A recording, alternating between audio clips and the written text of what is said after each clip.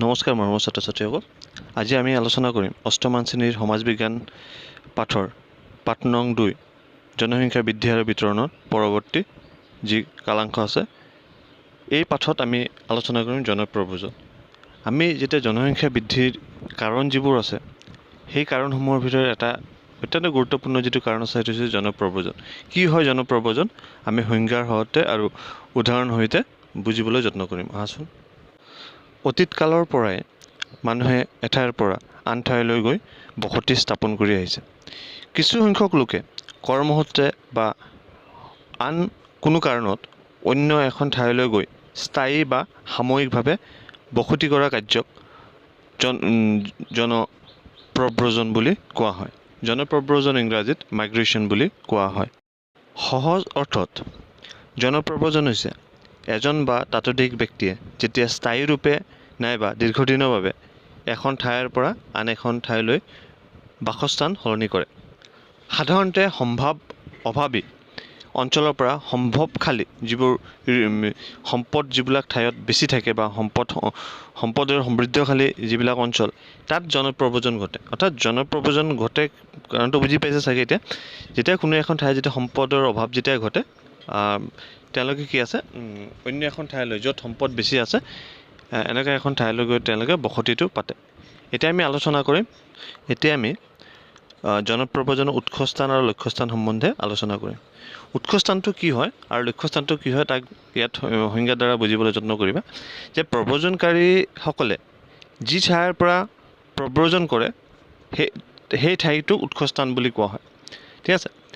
আৰু 2 নম্বৰ যিটো আছে লক্ষ্যস্থানটো, সেইটো হৈছে যিখন ঠাইত গৈ বসতি কৰিবলৈ লয়। অৰ্থাৎ উৎসস্থানৰ পৰা যিবোৰ মানে তেওঁলোকৰ যিটো টাৰ্গেটেড এৰিয়া যিটো থাকে, যিটো লক্ষ্যস্থান যিটো থাকে তাত বসতি কৰিবলৈ লোৱা কাৰ্যটো কি আছে লক্ষ্যস্থান বুলি কোৱা হয়। ইয়াত উদাহৰণ দ্বাৰা বুজিবা যে আমি সকলোৱে জানো যে বাংলাদেশৰ পৰা অসমলৈ প্ৰব্ৰজন কৰে। তো বাংলাদেশৰ পৰা অহা মানুহটোক তেওঁলোকে যে বাংলাদেশীসকলে যে বাংলাদেশৰ পৰা আহি বাংলাদেশটো হৈছে কি উৎসস্থল আৰু অসমটো হৈছে তেওঁলোকৰ লক্ষ্যস্থল। কাৰণ অসম বাংলাদেশৰ তুলনাত যথেষ্ট সমৃদ্ধশালী ৰাজ্য আৰু সেইবাবে দেখিবলৈ পোৱা যায় তেওঁলোকে অবৈধভাৱে এনেকৈ জনপ্ৰব্ৰজন ঘটায় আৰু জনপ্ৰব্ৰজন ঘটাই আমাৰ ৰাজ্যৰ যি জনগাঁথনি আছে এই জনগাঁথনি ব্যাপক ৰূপে সলনি কৰিছে আৰু ই ডাঙৰ এটা সমস্যা আমাৰ ৰাজ্যখনৰ বাবে। ঠিক আছে। আৰু ইয়াৰ সমস্যা অতি সোনকালে কি আছে সমাধান সূত্ৰটো ইয়াৰ ওলাব লাগে, নহ'লে কি আছে ইয়াৰ যিসকল থলুৱা মানুহ আছে তেওঁলোকৰ যথেষ্ট কষ্ট হ'ব আগন্তুক দিনত। এই যি প্ৰব্ৰজন থাকে, প্ৰব্ৰজন মূলতঃ 2 প্ৰকাৰ। এটা হৈছে আন্তঃপ্ৰব্ৰজন যাক ইমিগ্ৰেশ্যন বুলি কোৱা হয় আৰু এটা হৈছে বহিঃপ্ৰব্ৰজন অৰ্থাৎ ইমিগ্ৰেশ্যন বুলি কোৱা হয়। তো আন্তঃপ্ৰব্ৰজনটো হৈছে কি এখন দেশৰ ভিতৰত হোৱা যিটো প্ৰব্ৰজন যিটো হয়। ঠিক আছে। আমাৰ এতিয়া ছাপ'জ আমাৰ অসমৰ ল'ৰাই গৈ কেৰেল যিটো ৰাজ্য আছে তাত গৈ চাকৰি কৰে, সেইটো আন্তঃপ্ৰব্ৰজন হ'ব। অৰ্থাৎ আমাৰ দেশখনৰ ভিতৰত হোৱা এইটো প্ৰব্ৰজন। কিন্তু কেতিয়াবা দেখিবলৈ পোৱা যায় যিটো বহিঃপ্ৰব্ৰজন বহিঃৰাষ্ট্ৰৰ পৰা যেতিয়া আহে ঠিক আছে। এতিয়া অলপ আগতে যিটো উদাহৰণটো যিটো দিছোঁ বাংলাদেশৰ পৰা আমাৰ অসম ৰাজ্যলৈ আহি আছে, তো এইটো হৈছে কি বহিঃপ্ৰব্ৰজন হয়। ঠিক আছে। কাৰণ তেওঁলোকে বহিঃৰাষ্ট্ৰৰ পৰা আহিছে। যিটো আন্তঃপ্ৰব্ৰজন যিটো আছে সেইটো জনসংখ্যা বৃদ্ধি নকৰে, সামগ্ৰিকভাৱে এখন দেশৰ জনসংখ্যা বৃদ্ধি নকৰে। কিন্তু বহিঃপ্ৰব্ৰজন যিটো আছে এই বহিঃপ্ৰব্ৰজনে জনসংখ্যা বৃদ্ধি কৰে। কেনেকৈ ইয়াত উদাহৰণ দি শুনিবা।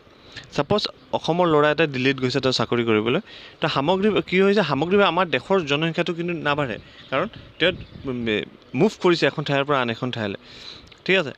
তো আমাৰ এজন ল'ৰা যেতিয়া অসমৰ এজন ল'ৰা যেতিয়া দিল্লীত গৈ যেতিয়া বসবাস চাকৰিৰ কাৰণে যেতিয়া যাব, অসমৰ এজন জনসংখ্যা কমিব আৰু দিল্লীৰ এজন জনসংখ্যা বাঢ়িব। কিন্তু সামগ্ৰিকভাৱে আমাৰ দেশৰ জনসংখ্যা এক থাকিব। কিন্তু বাংলাদেশৰ পৰা এজন মানুহ যদি আহে, যদি আমাৰ দেশত যদি তেওঁ কৰ্মসংস্থাপনৰ কাৰণে যে আহে, যদি অবৈধভাৱে যদি প্ৰব্ৰজন যদি ঘটায় তেতিয়াহ'লে কি আছে সেইটো বহিঃপ্ৰব্ৰজন হ'ব আৰু সেইটোৰ দ্বাৰা আমাৰ দেশৰ কি আছে জনসংখ্যা বৃদ্ধি পাব। এতিয়া আমি আলোচনা কৰিম প্ৰব্ৰজনৰ কাৰণ। ঠিক আছে। মানুহৰ প্ৰব্ৰজনৰ ক্ষেত্ৰত কিছুমান কাৰকে বিশেষভাৱে প্ৰভাৱ পেলায়। তো এই জনপ্ৰব্ৰজনৰ যিবিলাক কাৰণ আছে, কি কাৰণত এখন ঠাইৰ পৰা আন এখন ঠাইলৈ মানুহে গতি কৰে, তাৰ কাৰণসমূহ প্ৰথমতে হৈছে সামাজিক কাৰণ। সামাজিক কাৰণৰ ভিতৰত দেখিবলৈ পোৱা যায় বিবাহ প্ৰথা, সামাজিক বাধ্যবাধকতা, আন্দোলন, নিৰাপদ জীৱন যাপনৰ কাৰণে সাধাৰণতে মানুহ এখন ঠাইৰ পৰা আন এখন ঠাইলৈ গতি কৰে। 2 নম্বৰ কৃষিভূমিৰ প্ৰাচুৰ্যতা। যিখন ঠাইত কৃষিভূমিৰ উৰ্বৰ থাকিব, ঠিক আছে, শস্য ভাল উৎপাদন হ'ব, সেইবোৰ ঠাইত সাধাৰণতে মানুহ গতি কৰিব। 2 নম্বৰ হৈছে উন্নত শিক্ষা আৰু কৰ্মসংস্থাপন সুবিধা। যিটো ঠাইত শিক্ষাৰ মানে হায়াৰ এডুকেশ্যন ইনষ্টিটিউশ্যনছবিলাক আছে বা কৰ্মসংস্থাপন আছে, চাকৰি বাকৰিৰ মানে তোমাৰ এভেইলেবিলিটি আছে, সেইবোৰ ঠাইত দেখিবলৈ পোৱা যায় মানুহৰ বসতিটো ঘন হোৱা দেখিবলৈ পোৱা যায়। নেক্সট হৈছে কি সম্পদৰ প্ৰাচুৰ্যতা। যিবোৰ ঠাইত সম্পদ ভৰপূৰ থাকিব, সম্পদৰ একদম তাৰ যিটো এভেইলেবিলিটি বেছি থাকিব, তেতিয়া কি আছে সেইবোৰ ঠাইত মানুহৰ বসতিটো সাধাৰণতে বেছি হোৱা দেখিবলৈ পোৱা যায়। ইয়াৰ পাছৰ কাৰণটো আছে ৰাজনৈতিক কাৰণ। কোনো এখন ঠাইত যদি ৰাজনৈতিক যিটো অৱস্থা যদি ভাল যদি হয়, তাত দেখিবলৈ পোৱা যায় তাত মানুহৰ বসতিটো তোমাৰ বেছি হোৱা দেখিবলৈ পোৱা, অৰ্থাৎ যিবোৰ দেশৰ গণতান্ত্ৰিক ব্যৱস্থাটো আছে, ঠিক আছে, পলিটিকেল ইনষ্টেবিলিটি বা ৰাজনৈতিক অস্থিৰতা নাথাকে, এইবোৰ ঠাইত সাধাৰণতে মানুহৰ বসতিটো বেছি হয়। নেক্সট ধৰ্মীয় কাৰণ। যিবোৰ ঠাইত ধৰ্মীয় সহিষ্ণুতা থাকে বা ৰিলিজিয়াছ টলাৰেঞ্চ যিটো কোৱা হয় ইংৰাজীত, তাত দেখিবলৈ পোৱা যায় সাধাৰণতে মানুহৰ বসতিটো বেছি হোৱা দেখিবলৈ পোৱা যায়।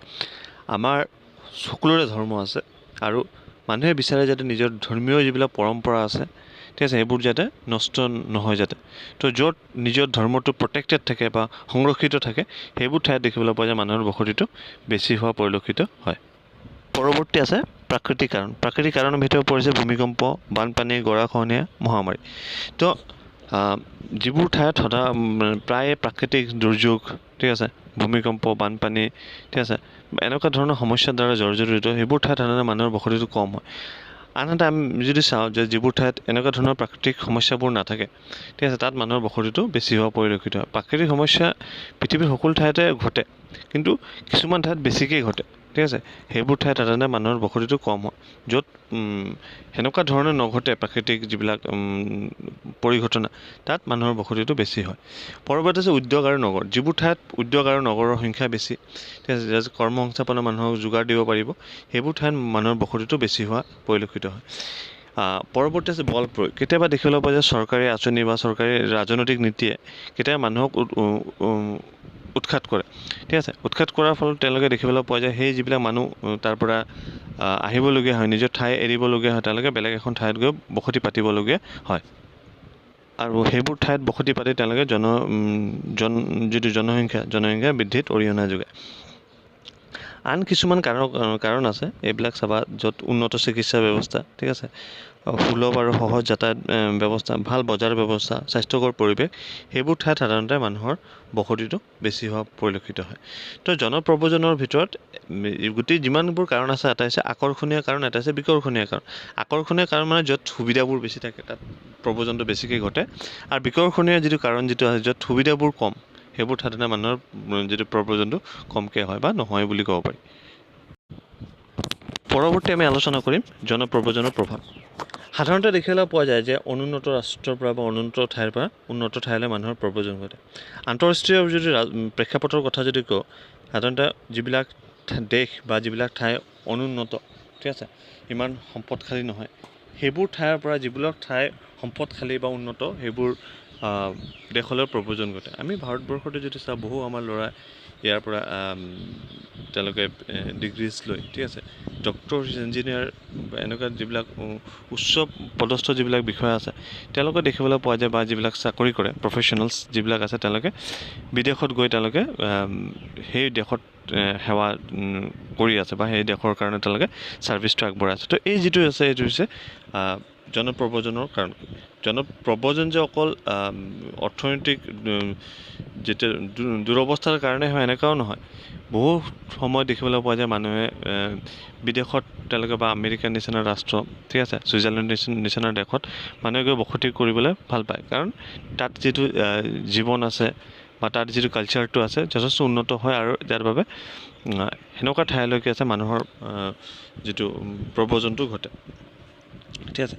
সদায় যে উন্নত ৰাষ্ট্ৰৰ পৰা হয় এনেকুৱা নহয়। কেতিয়াবা দেখিবলৈ পোৱা যায় যে উন্নত দেশৰ লোকো অনুন্নত দেশলৈ গৈ উপনিৱেশ স্থাপন কৰি ব্যৱসায় বাণিজ্য বিস্তাৰ ঘটে। যেতিয়া আমি ভাৰতবৰ্ষত আমি দেখিছিলোঁ যে কিদৰে বিদেশী শাসক গোষ্ঠীসকলে আহি আছে ইয়াত, তেওঁলোকে নিজৰ আমাৰ সাম্ৰাজ্য ইয়াত বিস্তাৰ কৰিছিল।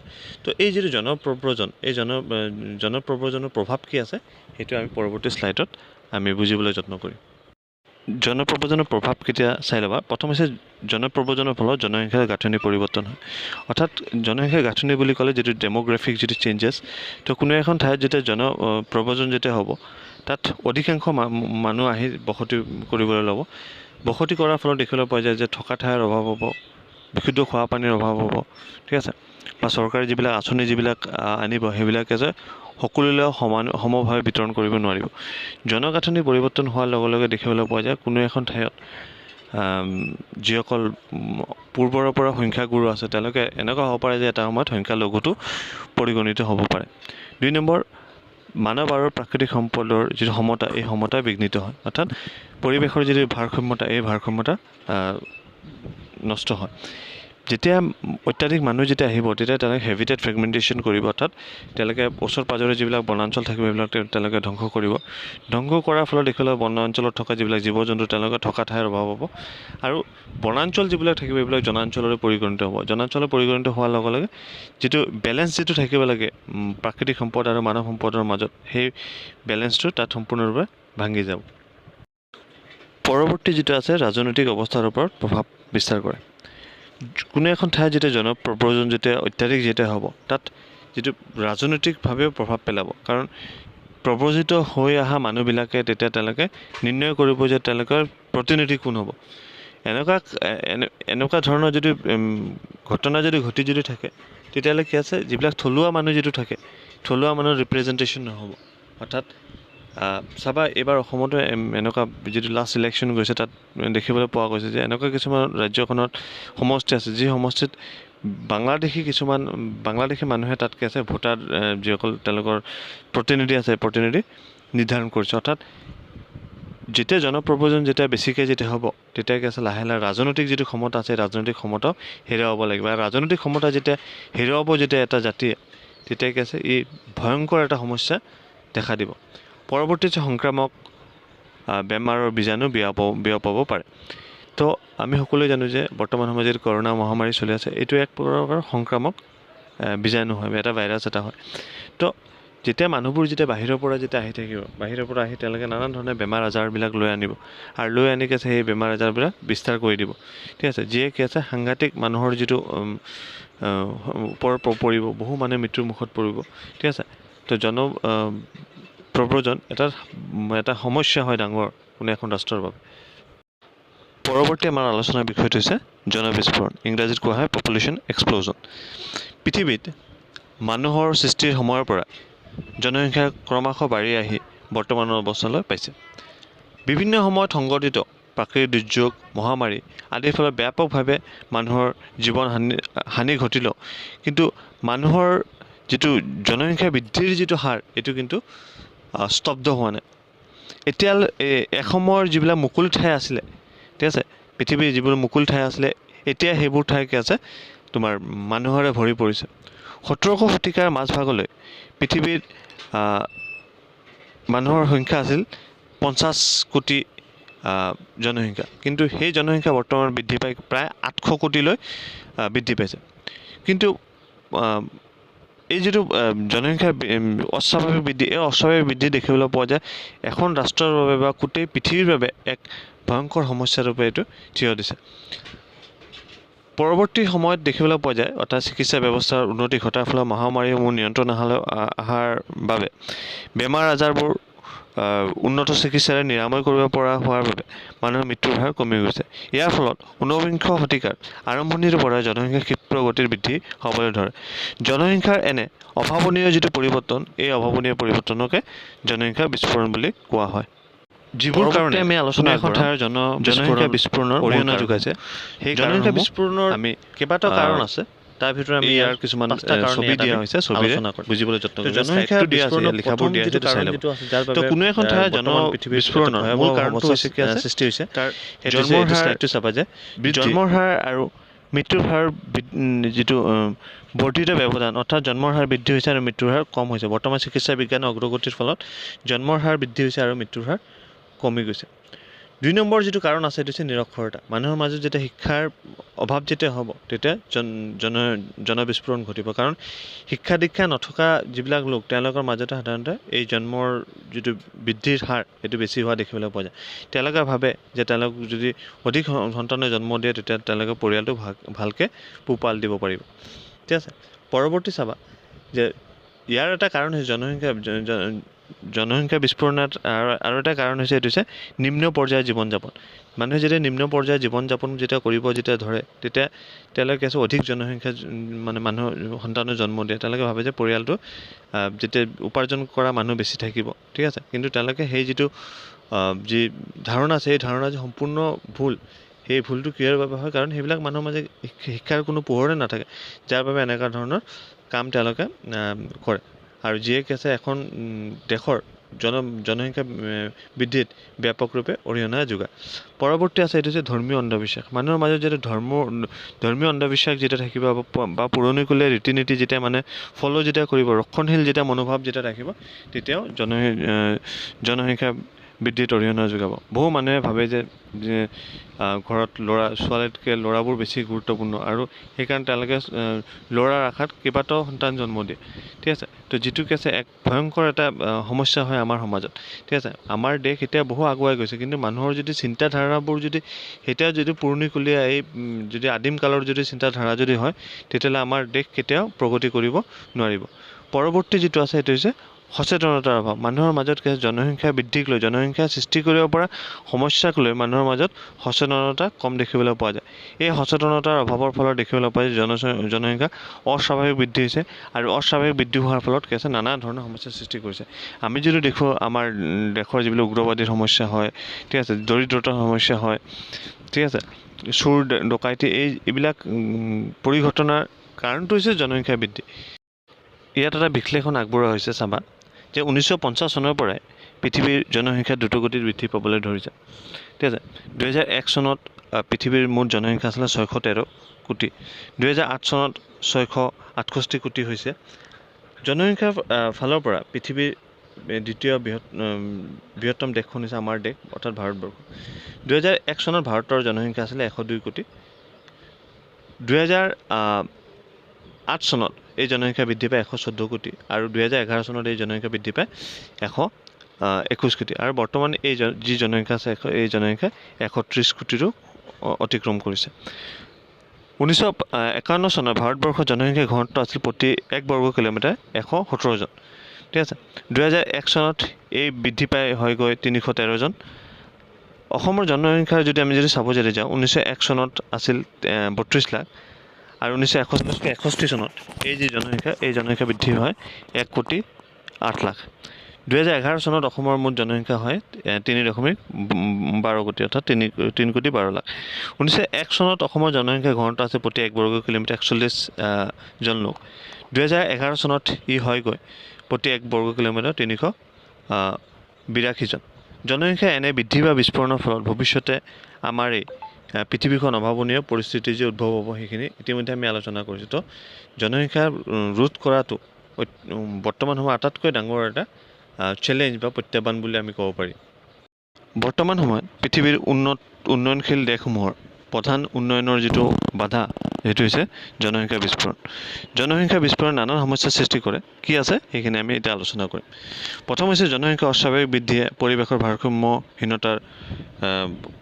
ভাৰসাম্যহীনতাৰ সমস্যাৰ সৃষ্টি কৰিব 2 নম্বৰ হৈছে খাদ্যৰ অভাৱ ঘটিব ঠিক আছে কাৰণ যিখিনি শস্য উৎপাদন হ'ব সেইখিনি মানুহৰ মাজত সমভাৱে বিতৰণ কৰিব নোৱাৰিব 3 নম্বৰ দেখা দিব অৰ্থনৈতিক অনগ্ৰসৰতা ৰাষ্ট্ৰ এখন পিছুৱাই যাব উন্নয়নৰ যিটো জখলাত আগুৱাব লাগে তাত আগুৱাব নোৱাৰিব আৰু পিছুৱাই আহিব 4 নম্বৰ হৈছে প্ৰাকৃতিক সম্পদৰ ওপৰত অত্যাধিক হেঁচা পৰিব আমাৰ যি এক্সিষ্টিং যি প্ৰাকৃতিক সম্পদ আছে ইতিমধ্যে বহুতো সম্পদ বিলুপ্ত হৈ গৈছে তো বৰ্তি থকা যিবিলাক প্ৰাকৃতিক সম্পদ তাৰ ওপৰত অত্যাধিক হেঁচা সৃষ্টি হ'ব অত্যাৱশ্যকীয় সামগ্ৰীৰ মূল্য বৃদ্ধি হ'ব দুখীয়া মানুহে তেওঁলোকে ক্ৰয় কৰিব নোৱাৰিব সামগ্ৰী নেক্সট হৈছে কৰ্মসংস্থাপনহীনতাৰ অভাৱ দেখিবলৈ পোৱা যাব চাকৰি বাকৰি নাথাকিব মানুহৰ কাৰণে বাসস্থানত থকা ঠাইৰ অভাৱ হ'ব ঠিক আছে পৰৱৰ্তী আছে শিক্ষা আৰু স্বাস্থ্যৰ দিশত অভাৱ হ'ব যিবোৰ চৰকাৰে অনা যিবিলাক স্বাস্থ্য সেৱা আছে সেইবিলাক সকলো মানুহ এক্সেছ কৰিব নোৱাৰিব আৰু মানৱ সম্পদ উন্নয়নৰ ক্ষেত্ৰত এক অন্তৰায় বা বাধা ৰূপে থিয় দিব